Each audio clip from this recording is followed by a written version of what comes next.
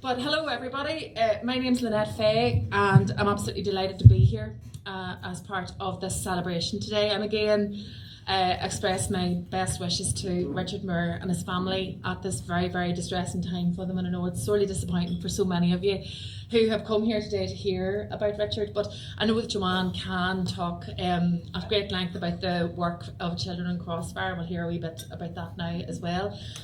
Just from my background, I am a broadcaster and a columnist and a producer, a jack of all trades, and I have got to know Joanne through my work on BBC Radio Ulster there over the last number of years. I hosted the afternoon programme. We imaginatively called it the Lynette Fay Show, used up all of our imagination on that one. And I suppose we did kind of gel because what I was all about was always finding that alternative voice, finding different ways about thinking about things, about thinking about life, and I suppose giving a platform to people who can speak authoritatively about many, many different things, and that was one of the joys of the programme, was the variation. So I decided to pivot in my career just about a year ago, and I'm now working in the world of podcasting and communications coaching and an awful lot more. And I think it was just that variation that I was kind of seeking out, and I'm hosting a lot of live events as well, which I love, because I think there's nothing like just the warmth and the communication and the feeling of being in a room with real people. When you're on radio, you're talking to yourself, so you'd have to be a wee bit crazy to do it in the first place. So it's always lovely to be in a room full of people, and I know we're going to just have a wonderful day today, so thanks very much for having me. So Joanne, Richard can't be with us, and we wanted to start today. I was going to start the chat with Richard with a song, and music is running through today as a theme. So we heard from Laura earlier on. Can we get a round of applause for Laura? Actually,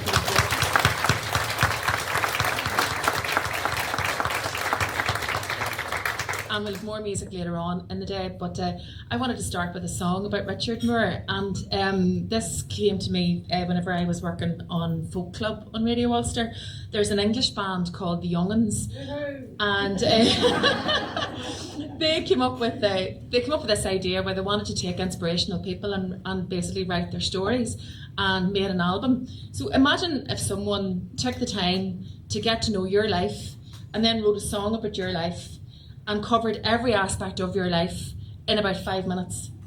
It's some challenge to take on, isn't it? And I think they did it so beautifully with Richard. But the message there, Richard's life could have been one of seeking revenge. It could have been one where he was just so filled and overcome with that anger. But instead he found himself forgiving the man who shot him, who changed his life forever and caused his parents so much pain. And forgiveness is something, Joanne, that we all struggle with. We all struggle with forgiving other people for things that we think that they have done to us that are wrongdoings. And I think even more than that, we struggle to forgive ourselves an awful lot for things that we have done, or things that maybe we shouldn't have done, mistakes we've made. Absolutely, and I think, Lynette, that's a huge part of Richard's message, is that he wasn't the forgiveness was the gift that came to him. He wasn't in a position to forgive Charles, because that's something Charles has to do for himself. Mm-hmm. And the story around forgiveness, that I suppose many of us have a version of it, or we know what forgiveness, we have an idea in our head. Words are incredibly interesting, that we have an association in them, we think we have a meaning behind them, we take on board what that word means. And forgiveness has so many layers, and I suppose within our culture and our society it has a particular meaning for us. And Richard challenges that on so many levels, both with his own relationship with forgiveness and realising that actually it also he didn't require Charles for many years. Charles actually didn't apologise for what happened, and that wasn't a prerequisite to Richard's forgiveness, which many people find. The forgiveness part is obviously a big challenge, but the forgiveness without an apology is an even bigger challenge. And so within that space, but then it is that space that we can, someone can forgive us and say, you have my forgiveness, in the case of Richard and Charles. but it is that man in the mirror space. It is, can I forgive myself, or woman in the mirror, can I forgive myself, even though the person has said it's okay, I forgive you. So I suppose really it is about coming to an understanding of the word forgiveness and what that means for us in terms of that gift that we can give to ourselves. And to quote Richard, he would say, I can be blind and angry, or just blind, and the anger will do us a lot more harm than the forgiveness. For sure. And also when something, and we'll be talking about this again with some of our other guests, about, when, in monumental times in life when things change in a heartbeat, in the blink of an eye, and literally in this case his sight was taken away from him at the age of 10, and he could have been so resentful and chose not to be. Instead, he displayed serious gratitude for having life and has made the most of his life. And look how he then has gone on to touch so many others and do so much good for other people through the work with Children in Crossfire. And I suppose Children in Crossfire, it's an interesting charity. If you've been to Derry City, you've seen the mural. There's a gorgeous mural of Richard on the side of, I think it's the side of the pub down in the city centre. And then in Derry Girls, they famously, because Lisa McGee, Children in Crossfire is so interwoven now in the fabric of Derry, and they all wore, you know this, in Derry Girls, there's the wee Children in Crossfire armbands on all the girls, all the characters in the 1990s. Again, just Lisa McGee using that platform to bring his message to a wider audience. And I was thinking, it's so interwoven in the fabric of Derry. But let's talk about it, touching the lives of people here in this area and even further afield. Could you just give us a sense of how far-reaching the work of the charity is, Joanne? Yeah, so primarily Children in Crossfire work in Ethiopia and Tanzania in terms of their school outreach programs, and early years education is a big part of the work of Children in Crossfire. And we all know, and there's many educators in the room here, how important education is, particularly how important education for girls is. And we have another lady in our room today who has actually been out and visited through the Bosco for Africa programme and has visited and worked in St. Kira's School, Paul, I'm right? Yeah. St. Kira's School in Tanzania. Yeah. And you can see here some of the images and the photographs as well of that work. And I think, that interlink between Derry and Uri is also a strong link. I first met Richard at an event.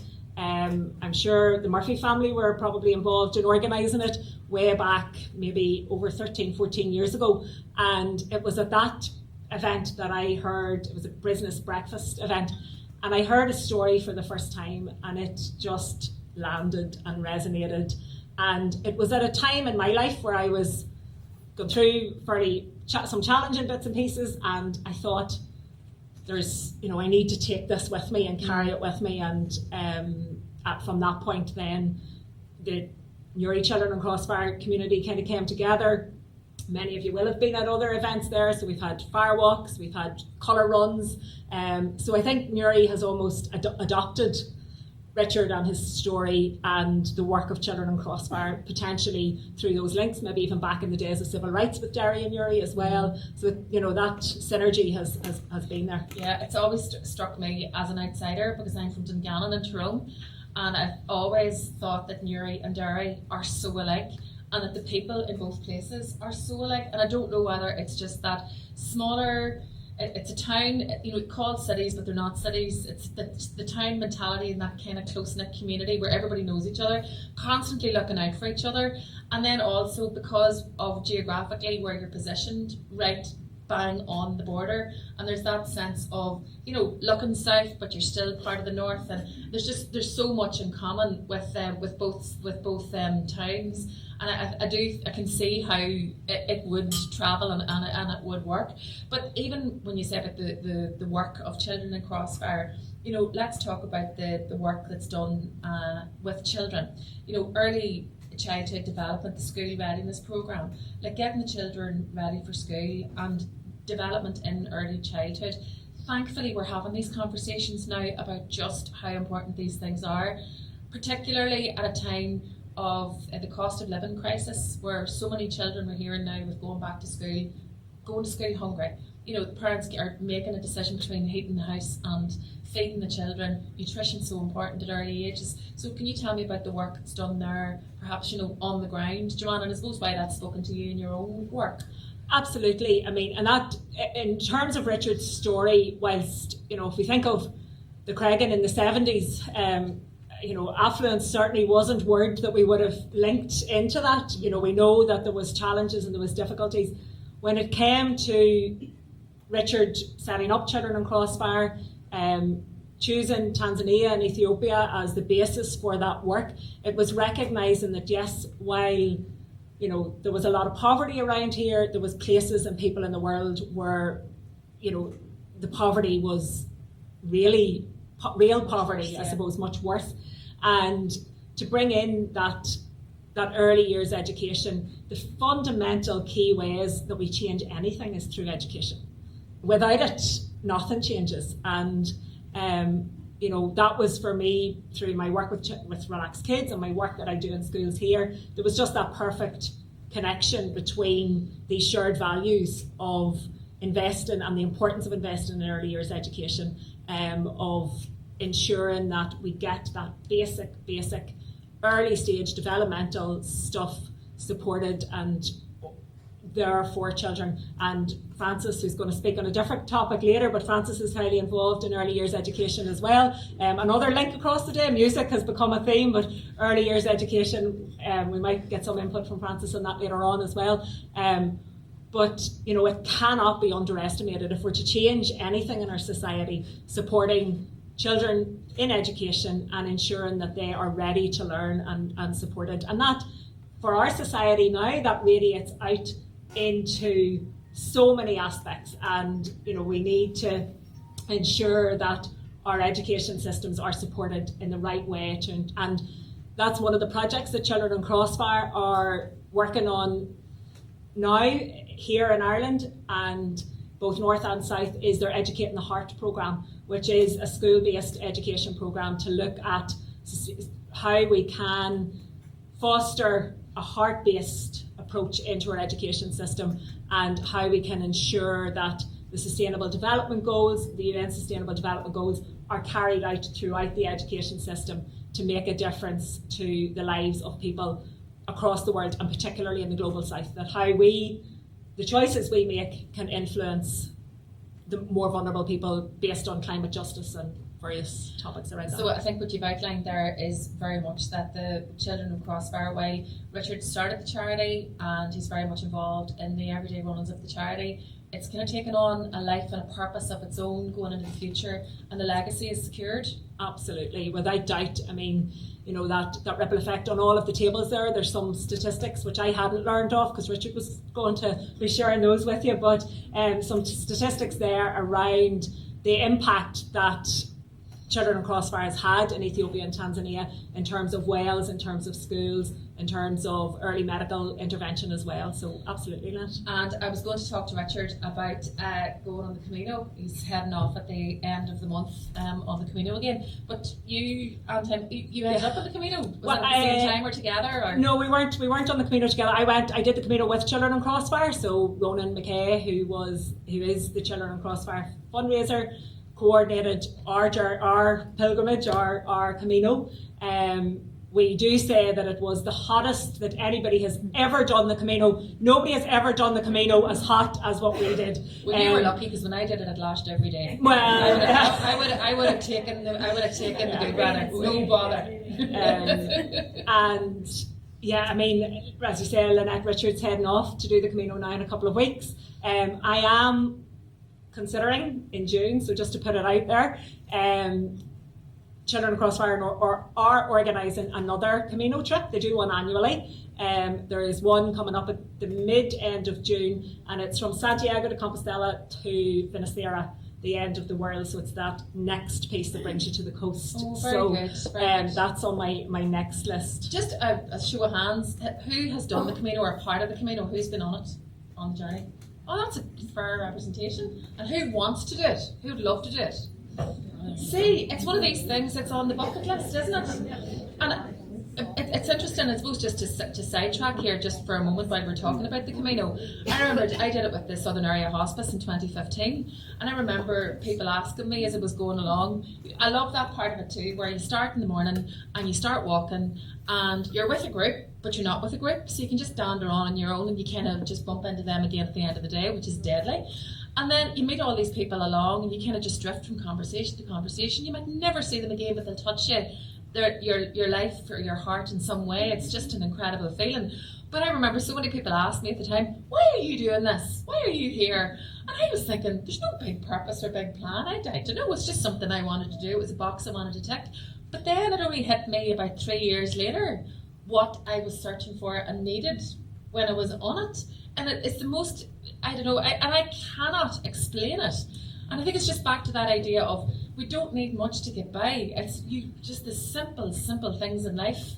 Absolutely. I think my experience of the Camino, and as they say about a Camino, is everybody's Camino is their Camino. Yeah. And as I say, it was particularly hot, so it was like 30 plus degrees. I had done very little training for it. Emma, my friend, is the hiker. She's heading off with Southern Area Hospice to do Everest in the next few weeks, Everest Base Camp. So walking, I might have done a little bit, but done very little training. But was getting through it, and the countryside of Galicia is actually, I think, very much like Gullion. It is, yeah. It's very much like the area of South Armagh and Slieve Gullion. And you hear these stories of the Camino changing people's lives, and by about day 3 or 4, I was thinking, this is not going to change my life. Like, what? Why am I here? What is this? So you walk through so many different stages, and this was day 3 or 4 for me. And I was thinking, it's beautiful and it's gorgeous. And then I thought, you're just really hard to impress. When you're kind of get into that self-talk of, you're just like, I must be really hard to impress. And then I moved from that to, but actually, we have this every day, and I am so blessed to look at Slieve Gullion every morning. So I then kind of moved, and that's the thing about a Camino, is that a thought comes in and you walk with it, and by the time you've finished that day, or you've seen it from different angles, and you've explored it. So when I got to reconciling it was, my Camino for me was about gratitude for where I live, for the people in my life, for the authentic conversations, for the changes that I had made previous years to leave a more corporate job. I was walking with a lady who worked at a civil service job, spent most of her life in Belfast, had very little connection to nature, very little time with nature, and I could see how an experience like that would leave you coming home going, oh, I'm going to change my life, I'm going to make changes, what am I doing, why am I doing this? Whereas for me, my Camino was actually really very much about gratitude for the changes and the choices I had made, and the area that I live, and the authentic, beautiful conversations that I get to have with so many people as part of my day-to-day life. So that was where I got to with the Camino. So I'm interested to see what the next piece from Santiago to Vincenzera will bring. And the other thing is then, when Richard comes back, because he will come and he will be in conversation here, most likely he'll have done the Camino at that point, because also for him, without his sight, I can't imagine how challenging that would be, because it's uncertain terrain and you don't know where you're going from day to day, and how does he handle that? There's so much to talk to him about, and how then he's felt before and then after, when he's had time to process it. So we'll look forward to welcoming Richard. Absolutely.